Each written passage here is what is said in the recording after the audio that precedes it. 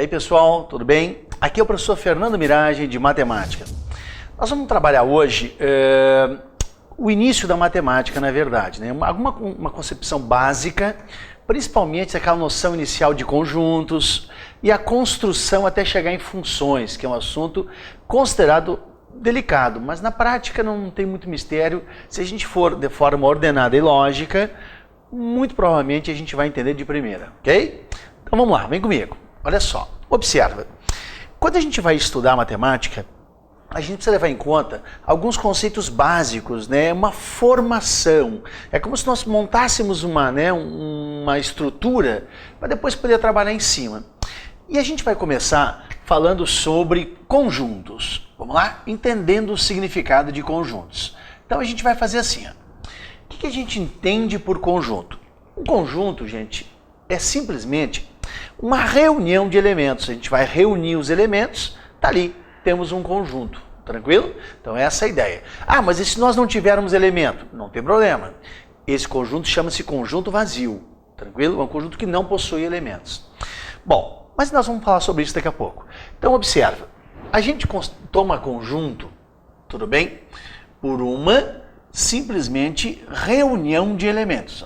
Eu vou reunir elementos e eu tenho um conjunto. Reunião de elementos. Aí nós vamos começar, pessoal, com um exemplo para a gente entender bem o que está acontecendo. Tá? Então nós vamos fazer assim. Primeiro passo, vamos elaborar um conjunto, uma ideia de conjunto. Então vamos pegar o conjunto formado pelas vogais do nosso alfabeto. Tranquilo? Então o primeiro conjunto que a gente vai lidar é o conjunto das vogais do nosso alfabeto. Então vamos pensar assim, ó. Que conjunto é esse? Bom, gente, é o conjunto formado pelo A, o E, o I, o O e o U. O que acontece? Como é que eu vou representar esse conjunto? Aí é que tá. Observa. Na hora de representar, a gente não tem uma única maneira de representar o conjunto. Então a gente vai fazer o seguinte movimento. Eu posso começar representando por um diagrama, ó, um diagrama. O que a gente considera um diagrama? O diagrama, pessoal, é aquele balão que a gente já cansou de desenhar. Tá lá, ó. Esse aqui é o meu balãozinho A, que vai representar o conjunto. Eu vou colocar lá dentro os elementos, o A, o E, o I, o O e o U. Tá ali. Então, representei o meu conjunto através de um diagrama. Bom, mas vamos dizer que a gente não queira representar por um diagrama. A gente quer representar por extensão. O que é isso? Representar por extensão. O nome já diz, né? A gente vai estender. Então a gente usa chaves. Então a gente bota assim, ó. Eu tenho o meu conjunto A, que é o nome do conjunto, que será formado pelos elementos A, E, I, O e U. Tá lá. Representamos por extensão. A gente estendeu, a gente listou os elementos. Obviamente a gente sabe que existem conjuntos muito grandes e que em função disso representá-los por extensão fica uma coisa relativamente complicada. Então o que a gente pode fazer? Bom, se eu não vou representar por extensão nem por um diagrama, eu vou representar por compreensão. E aí, como é que funciona essa representação? Bom, funciona assim. A gente precisa de uma regra que englobe todos os elementos daquele conjunto. Tá? Então, nesse caso, a nossa regra é ser vogal. Tranquilo? Ó. Ser vogal do nosso alfabeto. Essa é a regra. Então, a gente diz assim, ó, esse conjunto A é todo o conjunto formado pelos elementos, não sei quem são, chamá-lo-ei de X. Tal que, olha só, X é vogal. Então, pertencer a esse conjunto significa ser uma vogal do nosso alfabeto. Então, quando a gente coloca aqui a regra que engloba os elementos, a gente está representando por compreensão. Então, essa é a forma de nós representarmos os elementos de um conjunto, tranquilo?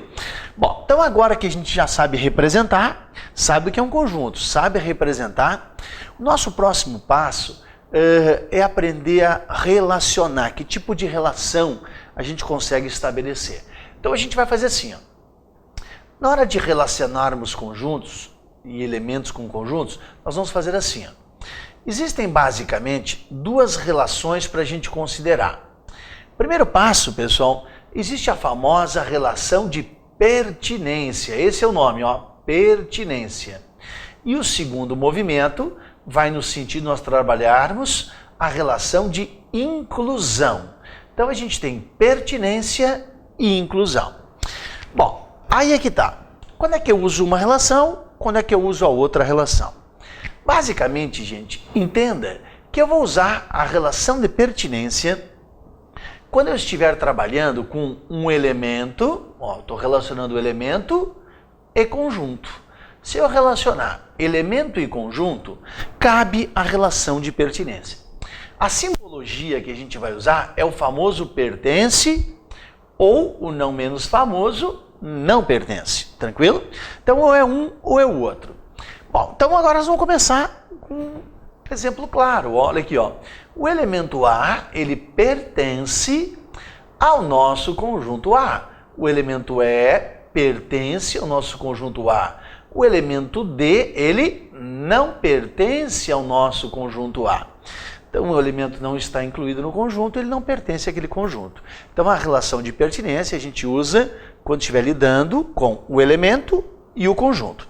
Então, agora nós vamos trabalhar com a parte de inclusão. Bom, com relação à inclusão, a gente guarda a ideia de que vai utilizar essa relação quando eu estiver trabalhando com conjuntos. Conjunto com conjunto. Bom, vamos lá? Então, o que vai acontecer? Vamos pensar assim, ó. Primeiro, claro, simbologia, né?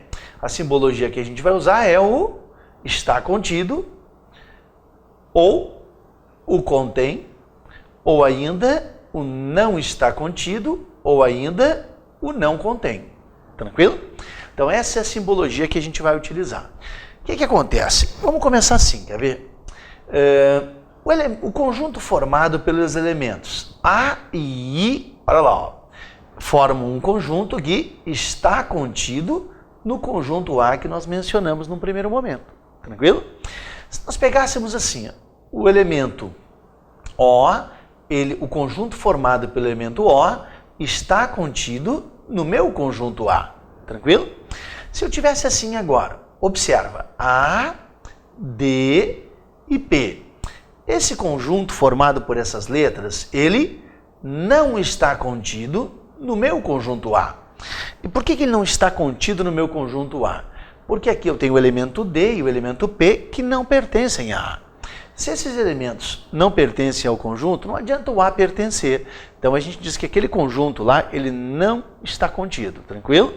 Então, para que ele esteja contido, necessariamente todos os elementos precisam estar lá dentro, ok? Então essa é a ideia. Então nós começamos entendendo que era um conjunto, na sequência a gente representou os elementos num conjunto, representou através de um diagrama, por extensão, por compreensão. Aqui nós trabalhamos essa noção de relação, né? Que eu tenho a relação entre o elemento e um conjunto, que é a relação de pertinência, ou a relação entre conjuntos, que é a relação de inclusão. Nesse momento agora, nós vamos trabalhar com as operações. E aí é muito importante que a gente aprenda a associar, isso é fundamental, tá? Então o que a gente vai fazer agora? Observem só. Próximo passo, a gente vai enxergar um aspecto bem interessante, que é o seguinte. Trabalhamos com basicamente 3 operações, tá? Que operações são essas? Então vamos começar assim, ó. A primeira operação que a gente leva em conta, tá?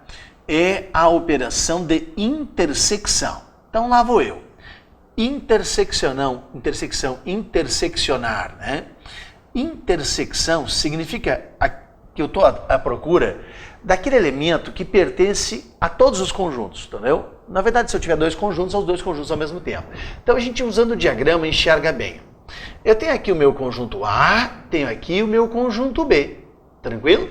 Então, o que a gente vai considerar a intersecção? A intersecção está aqui, ó. Tranquilo? Esse miolo é a nossa intersecção. É aquele elemento que pertence aos 2 conjuntos simultaneamente. Como é que a gente escreve isso? A gente diz assim, ó. A interseccionado com B corresponde ou é igual a todo x tal que esse x pertence ao A e esse x pertence ao B. Então a gente está lidando com aquele elemento que pertence a ambos os conjuntos. Como a gente tem que aprender a associar, porque isso é fundamental, quando a gente encontra uma questão, a gente tem que enxergar, gente, sempre como transpor, né? Como transportar para a nossa linguagem aquilo que está lá escrito, né? Então a gente, a partir de agora, pessoal, vai tomar o E, essa conjunção que a gente diz, ó, olha que legal, como a nossa intersecção. Então a gente associa o E à intersecção. Essa é a ideia. Então lá vamos nós. Próxima relação. A próxima relação é a relação de união. Tranquilo? A gente vai unir. E o que a gente leva em conta quando pensa em unir? Tranquilo. Ó. Eu tenho um conjunto A, tenho um conjunto B e agora eu penso na união. O que vai ser a união? A união, senhoras e senhores, corresponde a simplesmente isso que vocês estão vendo aqui. Quando a gente toma todos os elementos, tranquilo? Essa é a minha união. Então a gente representa assim, ó. A união com B é igual a todo x tal que esse x pertence ao A ou esse x pertence ao B. Tranquilo? Essa é a forma da gente representar. O x pertence ao A ou pertence ao B. Repara, quando nós falarmos em ou, né? Ou, olha que coisa boa, a gente leva em conta aqui, ó, a união. Então, tudo tem que ter uma associação para facilitar o processo, ok? E para fechar, o último movimento nosso, a gente vai chamar de diferença, ó, complementar ou diferença. E aí, o que a gente vai considerar a contar de agora? Bom, muito simples. A diferença, a gente pensa assim, ó. Eu tenho meu conjunto A, tenho meu conjunto B, e agora faço assim, quer ver? Ó? A gente vai tomar como diferença justamente esses elementos que eu estou marcando aqui, ó, que eu estou assinalando. O que a gente considera? Bom, a gente pensa assim. A diferença, pessoal, é todo elemento que pertence ao A, mas que não pertence ao B. Então a gente escreve assim, ó, A menos B corresponde, olha lá, a todo x tal que esse x pertence ao A e esse x não pertence ao B. Então ele está em A, mas não pode estar em B. A gente chama a diferença também, pessoal, de complementar, tranquilo? É o que complementa. Então, o que a gente acabou de fazer foi aprender a operar com os elementos. Então, nós vamos fazer o seguinte, observa, um exemplo para ficar bem claro o que a gente está fazendo. Eu vou apagar aqui, ó, a gente guarda essas ideias, né? E vai trabalhar em cima delas. Então, pensa assim, temos aqui, num primeiro momento, um conjunto A. Está aqui o meu conjunto A. O conjunto A é o conjunto formado por 1, 3, 4, 5, 6 e 7. Tá lá, ó. Esse é o meu conjunto A. E eu tenho aqui o meu conjunto B, que é o conjunto formado pelos elementos 2, 4, 6, 8 e 10. Tranquilo?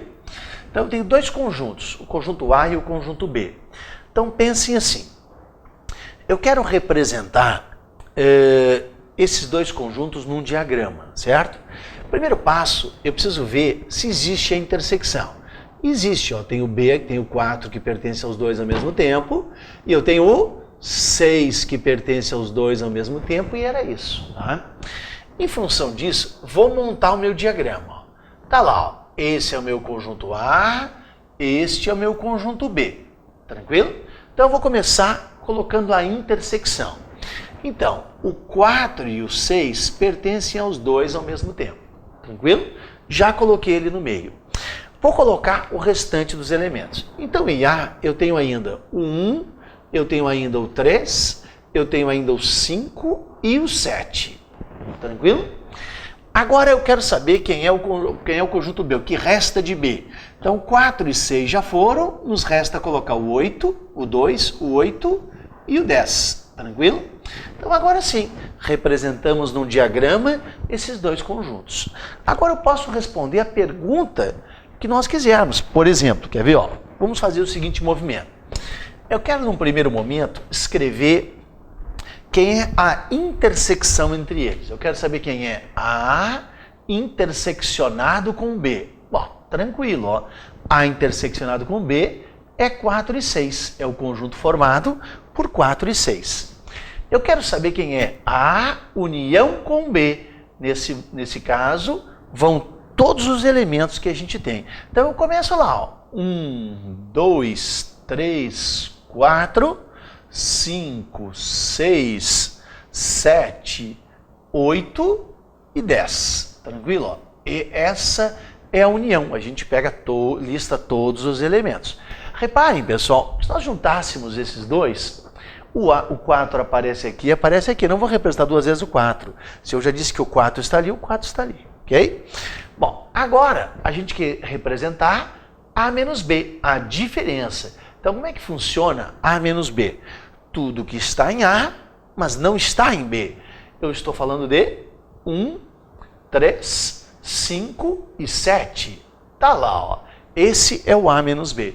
O que a gente considera B menos A? B menos A vai ser todo mundo que está em B, mas que não está em A. Então a gente tem o 2, tem o 8 e tem o 10. Tá lá, ó. Então essas são as operações básicas. É muito importante que a gente conheça essas operações.